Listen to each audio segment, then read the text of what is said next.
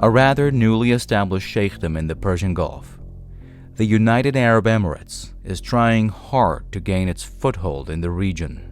This ambition has been accompanied with a series of military adventurism or acts of sabotage. The most recent and vicious one, Abu Dhabis participation in the Yemen War, a bloody campaign spearheaded by the Saudis against the poorest nation in the region. But Yemen has been just an overt instance of the Emiratis' destructive role in the region.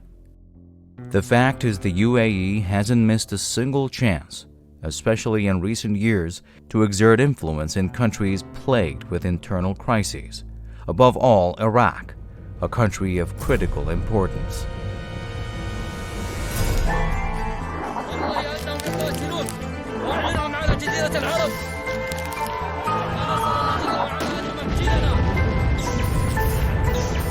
الحادث اللي حدث مؤلم جدا لجميع السعوديين.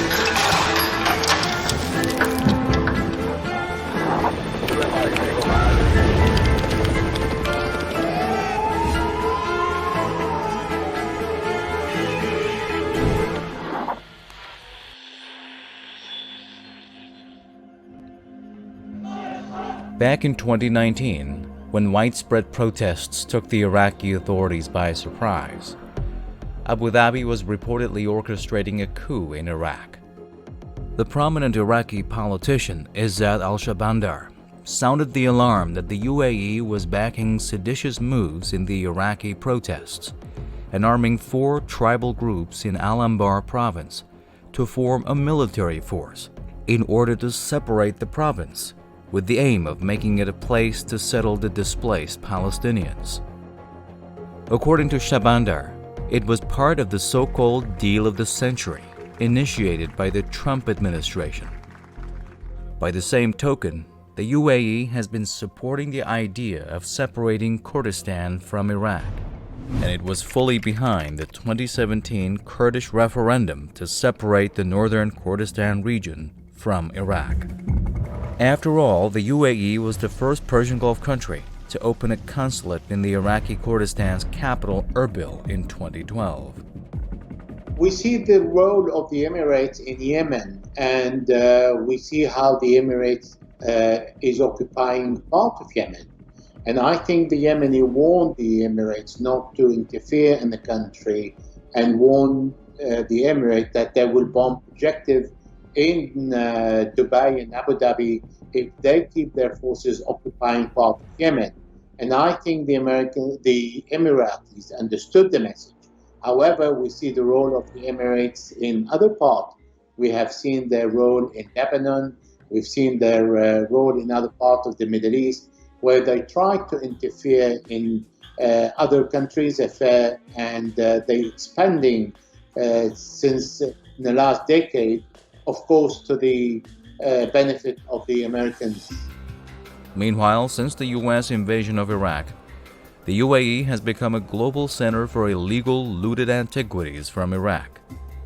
In just one case examined a few years ago, there were discovered in the UAE more than 1,500 tablets and 500 bricks adorned with cuneiform, the earliest knowing writing system, which was invented by Sumerians who lived in modern-day southern Iraq.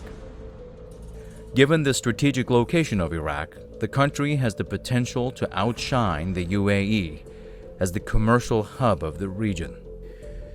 That's why critics say the Emiratis have plans to impede the nation's progress by hook or by crook. Iraq's Al-Faw Grand Port project is a glaring example of the UAE's act of sabotage to hamper Iraq's efforts to thrive. Critics attribute the project's endless delays to the conflict of interests Abu Dhabi has. In the words of Nasr al-Shamari of the Al-Nujaba Islamic Resistance Movement, the UAE is the main loser from the inauguration of this project, as it would lose billions of dollars annually when it opens. Therefore, it has no problem with spending $1 billion to set fire to Iraq and stop the Al-Faw Grand Port project.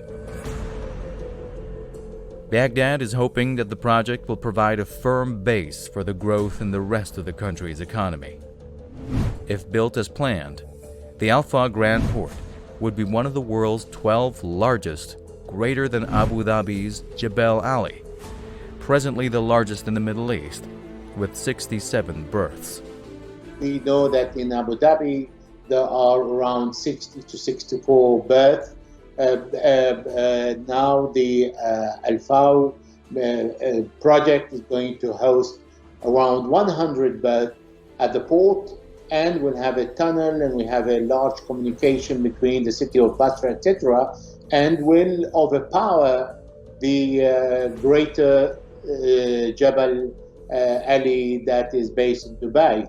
So I think in the next 4 years, Iraq will be the main center as a harbor to the Middle East, because it will be the FA will be the biggest ever in the Middle East and will overpower the Dubai one. And I don't think it is in the benefit of the Emirate to see this project ending well. Quoting Tahnoon bin Zayed Al Nahyan, who is said to be in charge of the Iraq case in Abu Dhabi, Mashreq News writes, "To us, there is no difference between ports that are going to overshadow the UAE's economy in the next 30 years, whether it is Guadar Port, which is under the operational control of the Chinese, or Al-Fa Port.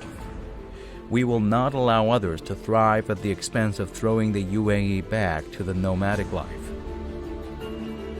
In its long, hard-hitting report, Mashreq News goes on that the Emiratis are reportedly trying to find a way into the heart of Iraq's legislative body by financing certain groups and figures, such as Mohammed al-Halbousi, Speaker of the Council of Representatives of Iraq.